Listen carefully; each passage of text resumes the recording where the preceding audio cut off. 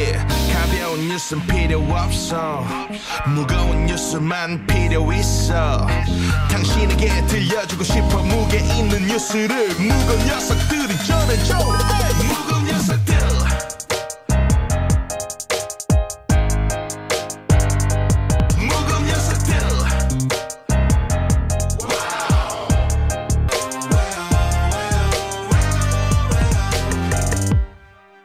무거운 녀석들 가벼운 뉴스 가라 무게 있는 뉴스만 골라서 전해드립니다. 무거운 녀석들. 네, 오늘 내일은 정상근 기자 개인 사정으로 이분이 대신 나옵니다. 컴퓨터처럼 빠르고 정확한 시사평론 배컴 배정호 세한대 교수입니다. 네, 배정호입니다. 반갑습니다.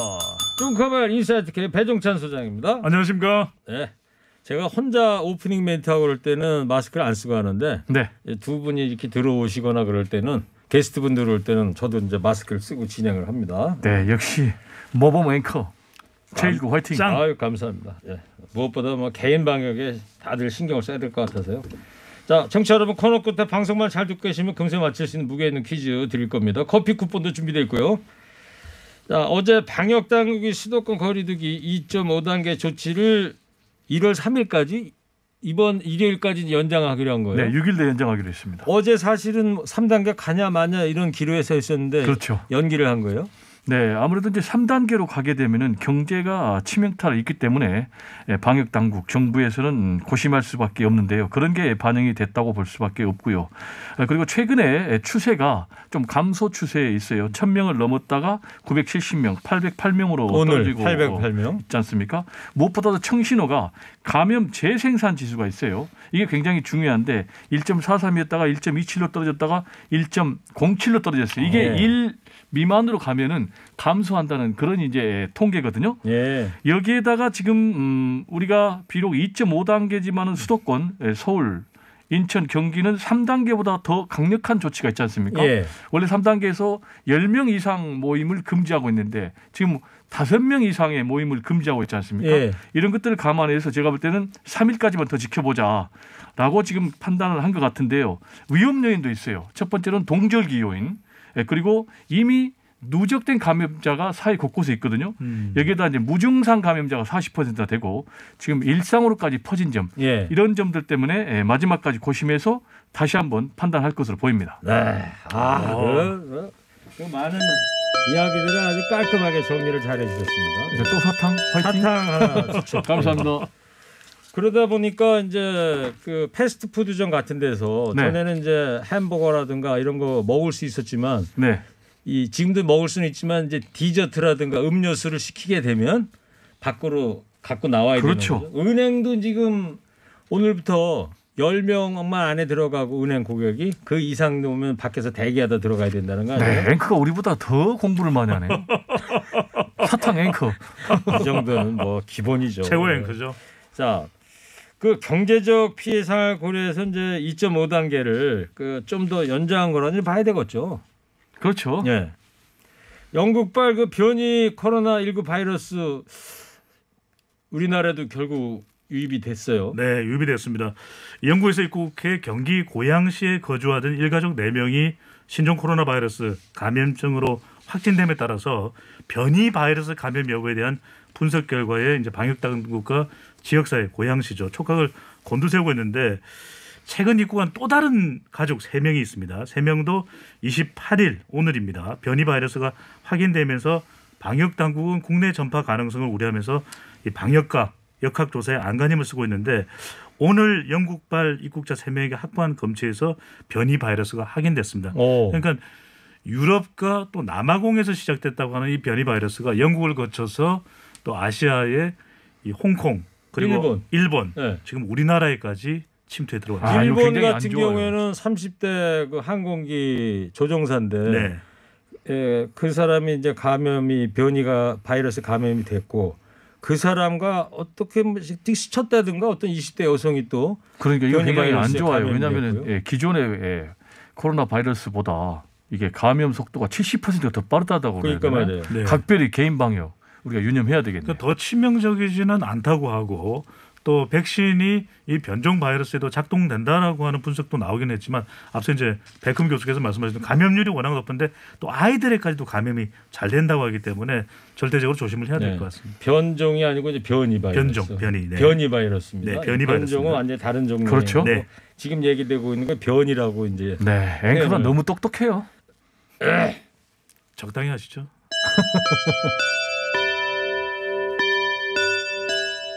자, 공수처장 후보 추천위가 이제 오늘 회의를 갖죠. 6차 회의인가요, 벌써? 네. 이 기존 8명에서 2명을 선정하는 겁니다. 그러니까 기존에 2명으로 압축이 됐었는데 기존에 압축됐던 2명에서 후보위원으로 공수처장 후보로 추천하는 것도 아니고 또 추가로 이 공수처장 후보가 추가 추천되는 것도 아닙니다. 기존에 있던 8명 중에서 다시 이제 2명을 선정하는 것인데 사퇴로 공석이 된 것이 이제 국민의힘 후보 추천위원인데 이 한석훈 교수가 추가로 임명이 되었습니다. 네. 그러니까 추천위원 전체 이제 7명인데 여기서 이제 법이 바뀌었죠. 그래서 7명 중에서 5명만 이 찬성을 하면 그렇죠. 이 공수처장 후보로 추천이 될 수가 있습니다. 예. 지금 유튜브로 백홍 교수님 호주머니에 사탕이 쑥 들어갔어요. 사탕 호주머니에 다 넣으셨어요? 보고 있습니까? 네. 야. 유튜브로 다 보고 계신 거예요. 네. 아니 지금 뭐 별로 그렇게 마뜩지 않아 보이시더니 그새 그 주머니에 넣으셨어요? 숨을 구멍이 없네요. 지난번에 봤더니요. 네. 저걸 방송 끝나자마자 바로 드시더라고요. 그랬어요? 네. 드리겠습니다. 교수님 체면이 참 사탕으로 인해서. 예. 자, 배 교수님. 네. 관련해서 말이에요. 네. 국민의힘 주호영 원내대표가 보낸 편지도 논란이 일고 있잖아요. 네, 편지는 뭐 보낼 수 있다고 생각을 해요. 근데 이제 편지의 내용이 문제인데 A4 용지 6장이나 되더라고요. 제가 좀 읽어봤는데 네. 보니까 이제 야당 측 인사 그리고 당연직 위원들에게 보냈고요. 여당 측 추천위원들에게는 연락처를 몰라서 못 보냈다고 해요. 보니까 문재인 정권의 다수의 힘으로 공수처를 강행하면 안 된다. 후보를 엄밀하게 검증을 해서 추천위원 모두가 공감하는 사람이 나와야 된다. 이 부분은 저도 공감을 해요. 그런데 네. 만약에 문재인 정권의 묻지마 공수처가 출범하면은 역사의 죄인으로 기록될 것이다. 네, 역사의 또 죄인이라고. 살아있는 권력을 위한 그런 권력의 사냥개가 될 것이다. 살아있는 권력을 감시하기는커녕 권력의 사냥개가 될 것이다. 이런 부분. 그리고 공수처가 출범하게 되면 현 정권의 비리 사건이 모두 수사 중지가 되고 은폐가 될 것이다. 이런 부분은 제가 볼 때 제1야당의 원내대표의 언사로서는 너무 지나치지 않냐.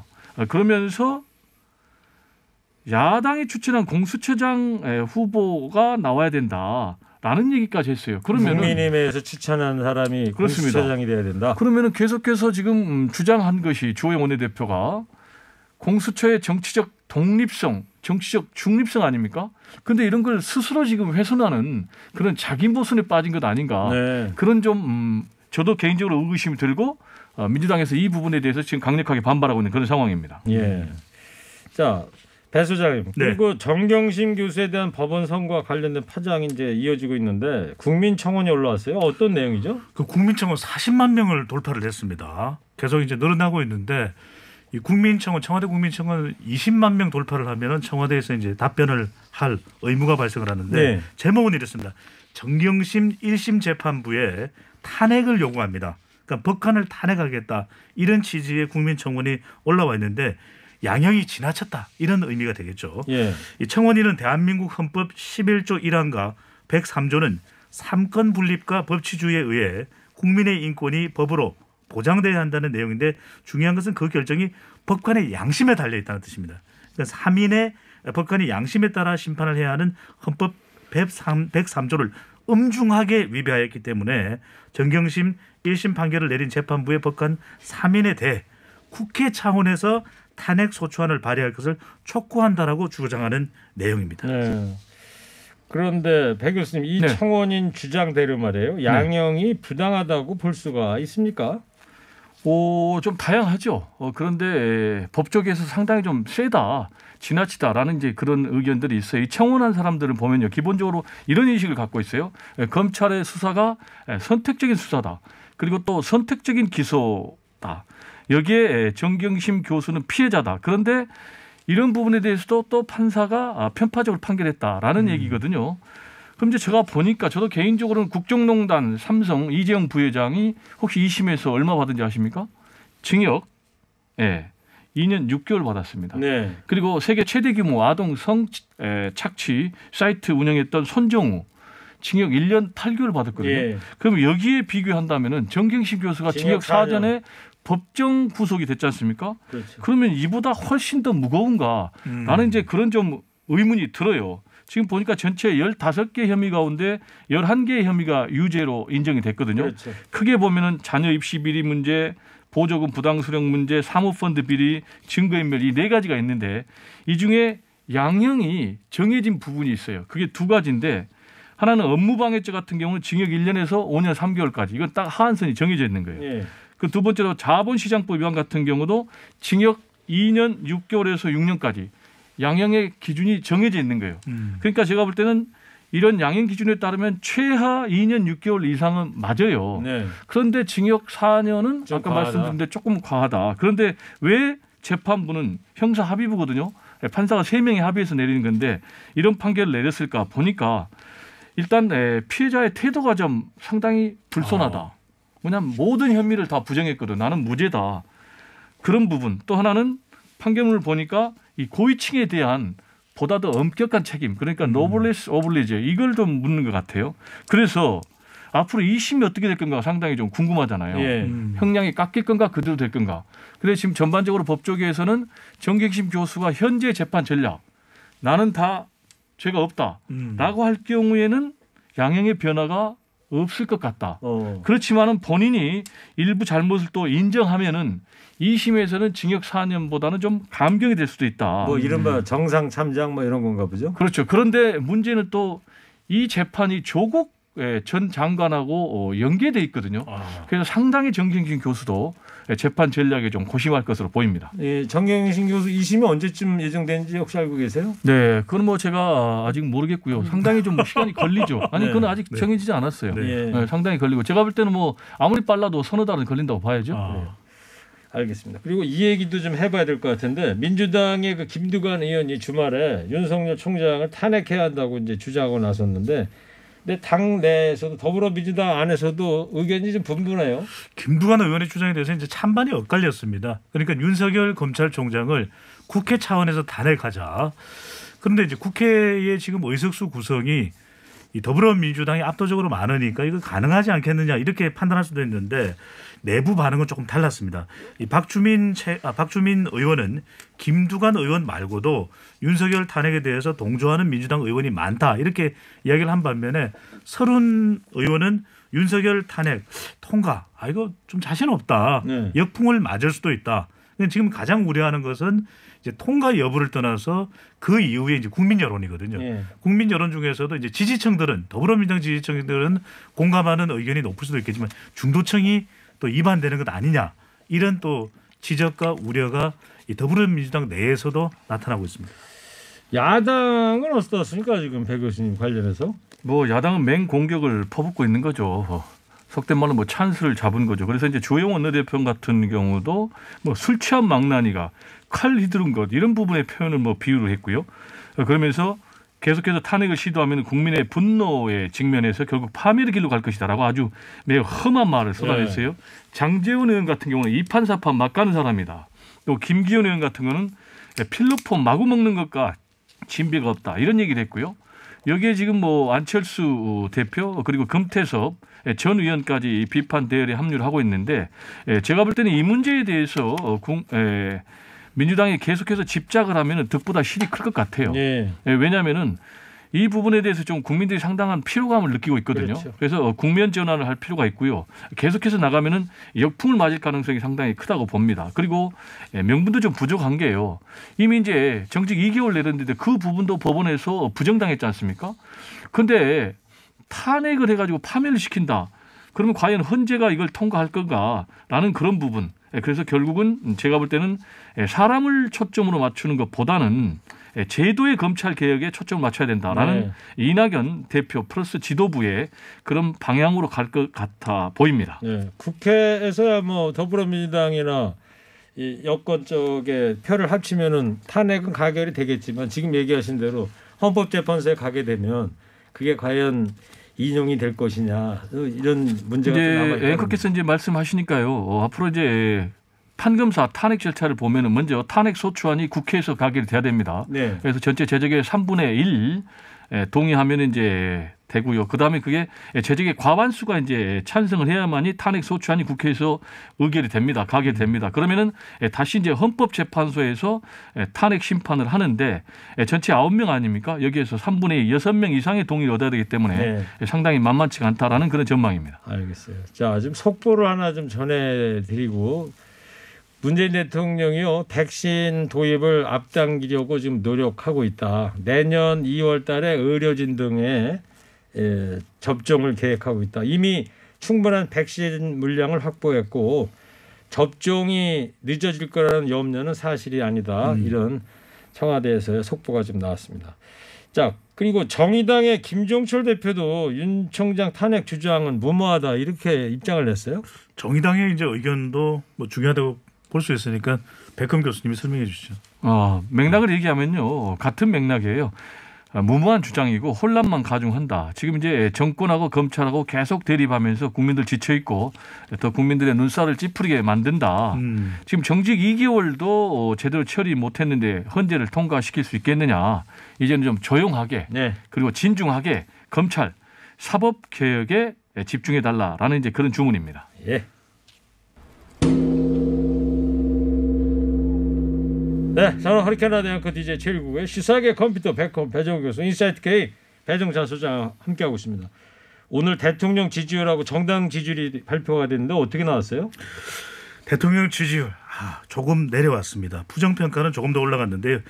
리얼미터가 YTN의 의뢰를 받아서 지난 21일부터 24일까지 전국 2,008명 무선 전화 면접 및 유무선 자동응답 조사이고요. 표본오차 95% 신뢰 수준 플러스 마이너스 2.2%포인트 응답률 4.6%. 자세한 사항은 중앙선거론조사 심의위원회 홈페이지에서 확인 가능합니다. 문재인 대통령의 국정수행에 대해 어떻게 평가하는지 물어봤는데요. 잘하고 있다는 긍정평가 36.7%.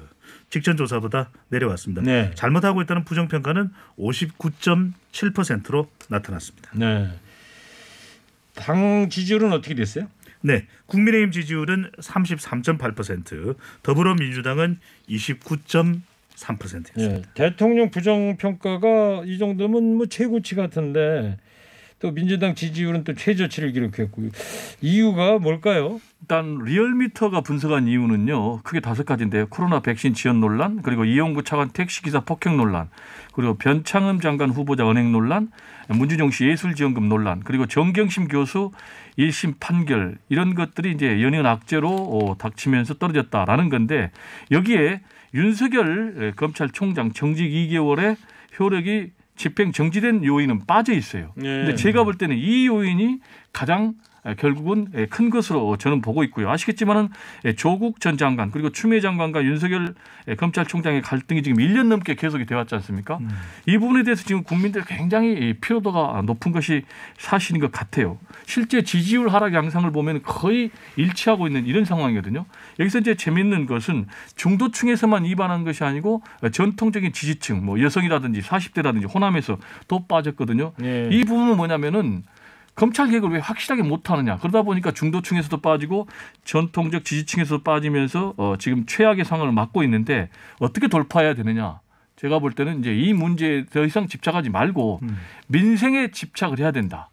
그리고 개혁을 민생 개혁을 해야 되고 국면 전환이 불가피한 그런 상황이 아닌가 이렇게 생각이 됩니다. 그러다 보니까 청와대에서 이제 개각 얘기가 나오고 있잖아요. 그렇습니다. 지금 이제 개각이 불가피하고요. 당초보다는 상당히 빨라질 것 같습니다. 그래서 일부 언론은 빠르면은 내일. 왜 내일이냐. 추미애 법무장관이 오늘 공수처장 후보 2명을 추천할 가능성이 굉장히 높거든요. 그러면은 마지막 소임을 다 했다라는 평가를 받고 동시에 그러면 혼자만 교체 경질하는 모양새가 되면은 본인의 정치적인 미래에 타격이 크기 때문에 플러스 알파. 예를 들면 누구냐. 뭐 성윤모 산자부 장관이 당장 박영선 중소벤처기업부 장관, 왜냐하면 이제 서울시장 도전설이 있지 않습니까? 네.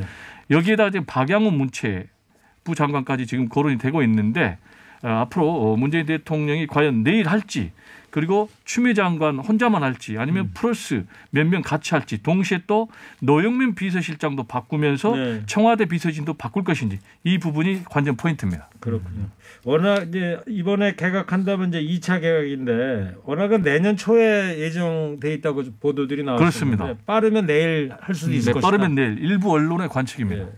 그리고 말이에요. 변창흠 국토교통부 장관 후보자 인사청문 보고서 오늘 채택이 됐습니까? 채택됐습니다. 논란이 많았고 그래서 지난주에 결정이 되지 못하고 인사청문회 보고서 채택이 오늘 28일로 미뤄졌는데 기립 형태로 찬반을 의결해서 보고서는 채택이 됐습니다. 그렇게 했군요. 야당은 강하게 반발하고 있습니까?